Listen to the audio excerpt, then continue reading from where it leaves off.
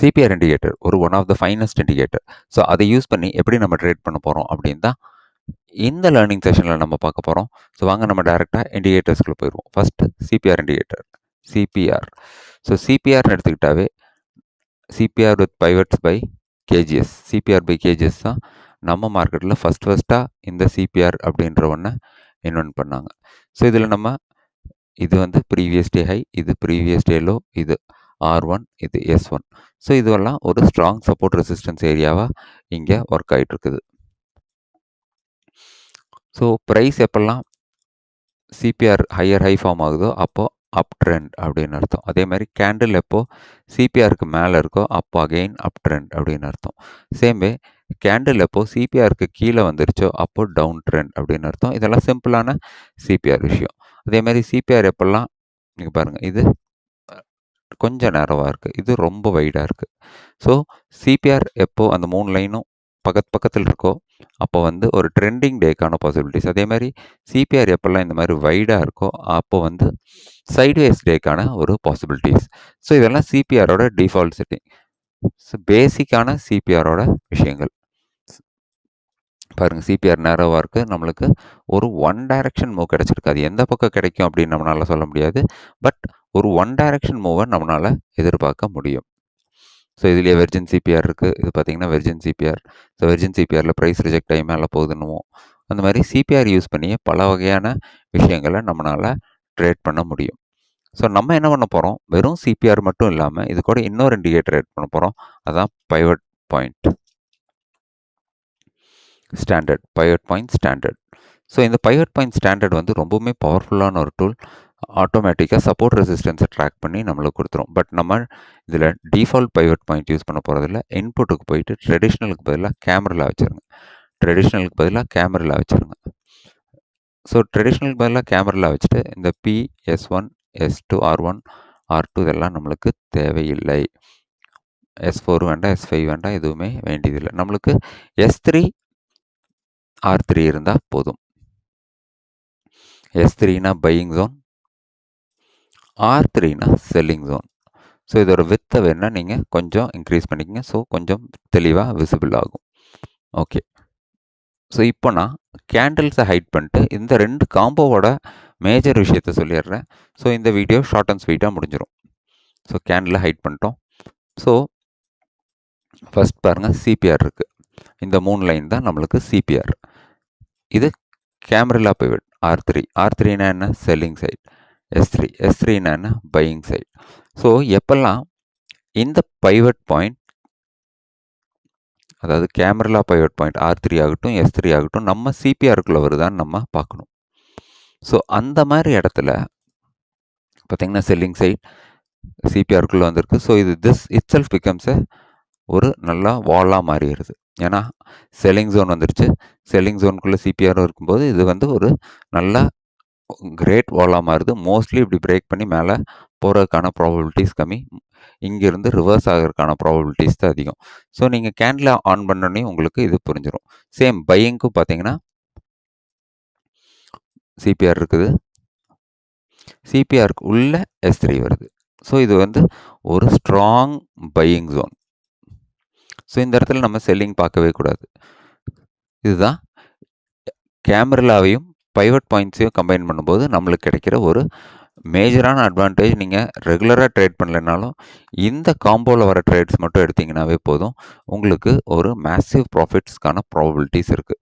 So இப்போ நம்ம புரிஞ்சிருச்சு உங்களுக்கு ஆல்ரெடி எப்போ ட்ரேட் பண்ணணும். ஸோ சிபிஆருக்குள்ளே S3 வரும்போது பையிங் சைடு மட்டும் பார்க்குறோம்.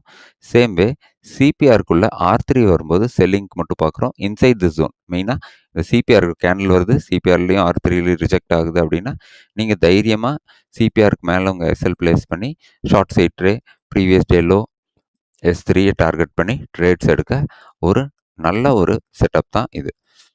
இது டைரெக்டாக நம்ம எந்த ஒரு லேகிங் இண்டிகேட்டரில் இது ஆல்மோஸ்ட் ப்ரைஸ் கூடிய மெர்ஜாகி ப்ளே பண்ணுறதுனால இது ஒரு நல்ல பவர்ஃபுல்லான டூலாக இருக்கும். இப்போ நம்ம கேண்டில் யூஸ் பண்ணி இந்த காம்போவில் எங்கெங்கெல்லாம் நம்மளுக்கு ட்ரேட் வந்திருக்கு அப்படின்னு பார்ப்போம். ஸோ ஆன் 24th பாருங்கள், R3 நம்ம என்ன சொல்லியிருக்கோம், R3 + சிபிஆர்னாவே ஒரு ஸ்ட்ராங் செல்லிங் ஜோன். ஸோ சூப்பரான செல்லிங் ஜோன் நம்மளுக்கு கிடச்சிருச்சு இங்கே. ப்ரைஸ் என்ன பண்ணுதுன்னு பாருங்கள். கேமராலேருந்து ரிஜெக்ட் ஆகி வேகமாக கீழே வந்து ப்ரீவியஸ் டே ஹையை லோ உடைக்குது, S1 உடைக்குது. ஸோ இங்கேருந்து நம்மளுக்கு அகெயின் ஒரு strong selling and market one டைரக்ஷனில் உங்களுக்கு கீழே போகுது. ஸோ இதுதான் இதோட பவரே. ஸோ இங்கே பாருங்கள், இது R3 CPR. இது என்னது, ஒரு ஸ்ட்ராங் செல்லிங் ஜோன். இதுக்கு கீழே ஸ்ட்ராங் செல்லிங் ஜோன். பட் இந்த இடத்துல நல்லா பார்த்தீங்கன்னா தெரியும், இது வந்து ரெசிஸ்டன்ஸ் ஏரியா. ஸோ மார்க்கெட் என்ன பண்ணிடுச்சு, resistance turning into support. So market என்ன பண்ணியிருக்கு, resistance turning into support. So ஒரு டைம் இந்த R3 CPRல சப்போர்ட் எடுக்கும்போதும் நீங்கள் இந்த இடத்துலேருந்து பையிங் சைட்ஸ்க்கான ப்ராபபிலிட்டிஸ் பார்க்கணும்.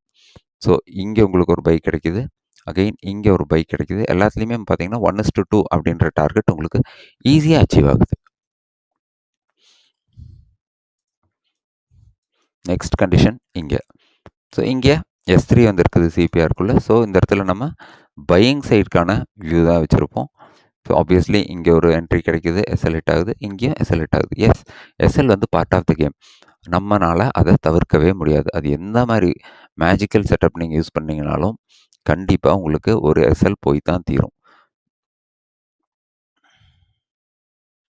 ஸோ அகெயின் இங்கே பாருங்கள், R3 CPR ஒரு strong selling zone, resistance zone plus selling zone. Market என்ன பண்ணிடுச்சு, இந்த ரெசிஸ்டன்ஸ் ஜோனை பிரேக் பண்ணிடுச்சு. ஸோ பிரேக் பண்ணி அந்த ரெசிஸ்டன்ஸ்லேயே சப்போர்ட் எடுக்குது. ஸோ இங்கே என்ன ஆகுது, resistance turning into support. So இது ஒரு ஸ்ட்ராங் சப்போர்ட் ஜோன். ஸோ ஒரு டைமும் அது ஒரு லெவலையும் பிரேக் பண்ணும்போதும் உங்களுக்கு சாலிடான என்ட்ரி, இல்லைனா இந்த சின்ன கன்சாலிடேஷன் ஃபேஸ் இதை நீங்கள் பிரேக் பண்ணி இந்த கேண்டலுக்கு மேலேயே உங்கள் என்ட்ரி வச்சு ஒரு நல்ல அப்சைட் ரேலியை கேப்சர் பண்ண முடியுது. So simple as that. சிபிஆரும் R3யும் இருந்தால் எப்படி, சிபிஆரும் S3யும் இருந்தால் எப்படின்னு நீங்கள் எல்லாம் முடிஞ்ச அளவுக்கு பேக் டெஸ்ட் பண்ணி பார்த்துட்டு இந்த காம்போ உங்களுக்கு ஹெல்ப்ஃபுல்லாக இருக்கா அப்படின்னு பார்த்துட்டு, எஸ் இட் இஸ் ஹெல்ப்ஃபுல் அப்படின்னா நீங்கள் உங்களோட லைவ் ட்ரேடிங் செஷனில் இந்த சார்ட்டை ப்ளாட் பண்ணிக்கோங்க.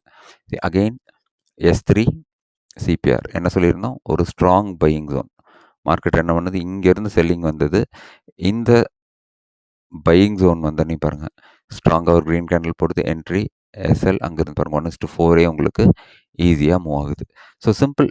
நம்ம இந்த செட்டப்புக்காக வெயிட் பண்ணி ட்ரேட் எடுக்கும்போது இதோட பவர் ரொம்பவுமே நல்லாயிருக்கும். ஸோ நீங்கள் இதை முடிஞ்ச அளவுக்கு பேக் டெஸ்ட் பண்ணி பாருங்கள். பேக் டெஸ்ட் பண்ணி பார்த்துட்டு அப்புறமா இந்த சிபிஆருக்குள்ளே போய் நம்பர் ஆஃப் டேஸ் வந்து 15 இருக்கிறது 150 அந்த மாதிரி பண்ணிக்கோங்க. ஸோ உங்களுக்கு எவ்வளோ நாள் முடியுமோ அவ்வளோ நாள் பேக் டெஸ்ட் பண்ண முடியும். ஸோ அகெயின் நீங்கள் பாருங்கள், S3 சிபிஆருக்குள்ளே ப்ரைஸ் வந்திருக்கு. ஸோ இங்கேயே உங்களுக்கு பை, இங்கே உங்களுக்கு பை. ஸோ ஈஸியாக உங்களுக்கு 1:2 1:3ன்ற மேசிவ் டார்கெட் கிடைக்குது. ஸோ இந்த ரெண்டு காம்போ அடிக்கடி வராது. அப்படி வர அன்னைக்கு மிஸ் பண்ணாமல் நீங்கள் ட்ரேட் எடுக்க பழகிக்கிங்க. ப்ரைஸ் வைடாக இருக்குது, வைட் சிபிஆர். நம்மளுக்கு S3 கிடச்சிருச்சு. ஸோ ஒரு ஸ்ட்ராங் ஜோன் கிடைக்குது. ஸோ இங்கேருந்தே உங்கள் என்ட்ரி ஸ்டார்ட் ஆகுது. S3 கீழே உங்கள் எஸ்எல், இல்லைனா சிபிஆர் கீழே உங்கள் எஸ்எல்.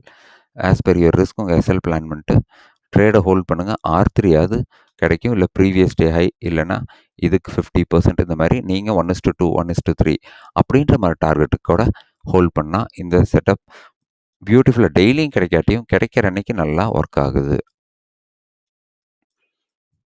பாருங்கள் இங்கே R3 வந்துருக்குது. ஸோ ஒரு செல்லிங் ஜோன், செல்லிங் ஜோனில் ரெசிஸ்டன்ஸ் ப்ளஸ் செல்லிங் ஜோன். இது இங்கே என்ன பண்ணுது, மார்க்கெட் வருது, பவுன்ஸ் ஆகுது, வருது, பவுன்ஸ் ஆகுது.